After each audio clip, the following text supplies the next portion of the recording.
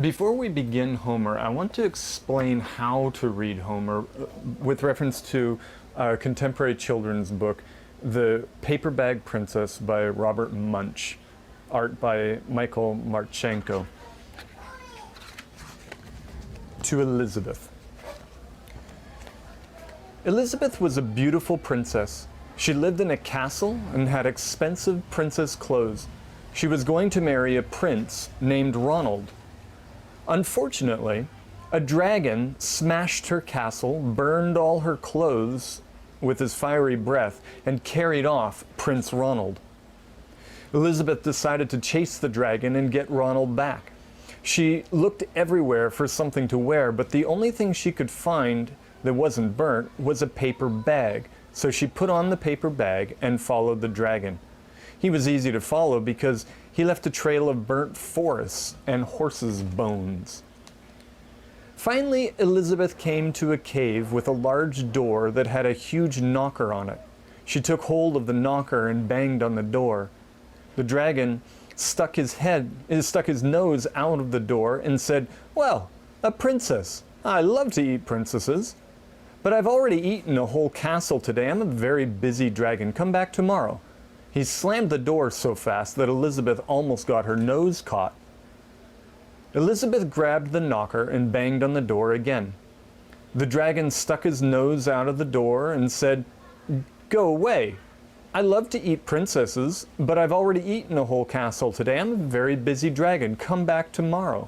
"Wait," shouted Elizabeth. "Is it true that you're the smartest and fiercest dragon in the whole world?" "Yes," said the dragon. "Is it true," said Elizabeth, "that you can burn up 10 forests with your fiery breath?" "Oh, yes," said the dragon, and he took a huge deep breath and breathed out so much fire that he burnt up 50 forests. "Fantastic," said Elizabeth, and the dragon took another huge breath and breathed out so much fire that he burnt up 100 forests. "Magnificent," said Elizabeth, and the dragon took another huge breath, but this time nothing came out. The dragon didn't even have enough fire left to cook a meatball. Elizabeth said, "Dragon, is it true that you can fly around the world in just 10 seconds?" "Why, yes," said the dragon, and jumped up and flew all the way around the world in just 10 seconds. He was very tired when he got back, but Elizabeth shouted, "Fantastic, do it again."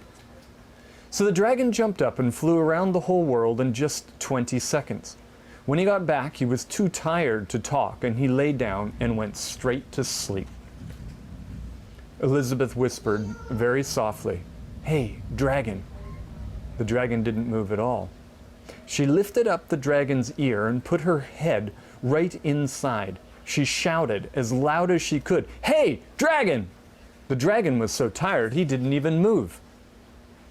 Elizabeth walked right over the dragon and opened the door to the cave. There was Prince Ronald. He looked at her and said, "Elizabeth, you're a mess.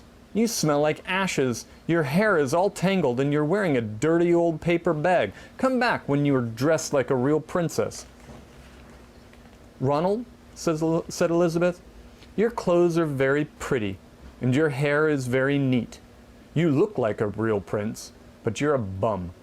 They didn't get married after all." As a storyteller, Homer does the same thing in the Iliad that Robert Munsch has done in Paper Bag Princess. In The Power of Thetis, Laura Slatkin says that Homer interprets the mythological material that he inherits. The epic audience's knowledge of the alternative possibilities allows the poet to build his narrative by deriving meaning not only from what the poem includes, but also from what it conspicuously excludes. The story that Homer was telling was widely held common knowledge. Everyone already knew what was going to happen, but what Homer does is to reframe the well-known material in such a way that, once again, something new stands out in relief from what his audience was expecting. Prior to the Iliad, we already had another epic called the Aethiopus, another epic about the Trojan War that has since been lost to us, but its emphasis fell in a very different place. On a mixing bowl that we still have, we have the depiction of the battle of Achilles with Hector from book 22 of the Iliad on one side of the bowl, and on the other side we have the battle of Achilles with Memnon from the Aethiopis on the other side. They're in perfect symmetry so that the distinction between them stands out. Both Achilles and Memnon are wearing the armor of the immortal Hephaestus, and both of them are flanked by their immortal mothers. But here's where the similarity starts to break down. In the Aethiopius, when Memnon's defeated, his mother, Eos, the goddess of the dawn, steps in and whisks her son away to the Eleusinian fields, where she begs and secures immortality for him from Zeus. But Homer has a very different vision of the relationship between humans and the divine, and so consequently about the significance of human life. On the other side of the bowl, when Hector loses to Achilles, Apollo turns on his heel and abandons his charge. Achilles' mother, Thetis, clearly shows concern for her beloved son, but when he prays to her in book 1 of the Iliad, she hears and she hastens to Zeus to petition for his glory. But her very first words to him are effectively, "Son, you're going to die." Her eyes filled, and a tear fell as she answered, "Alas, my child, why did I rear you, doomed the day I bore you?" Later in book 9, Achilles says that his mother has helped him to understand the bargain that he's making. He had two choices, though both of them will end in death. He could fight and gain immortal glory, or he could go home and live a long life, but be forgotten forever.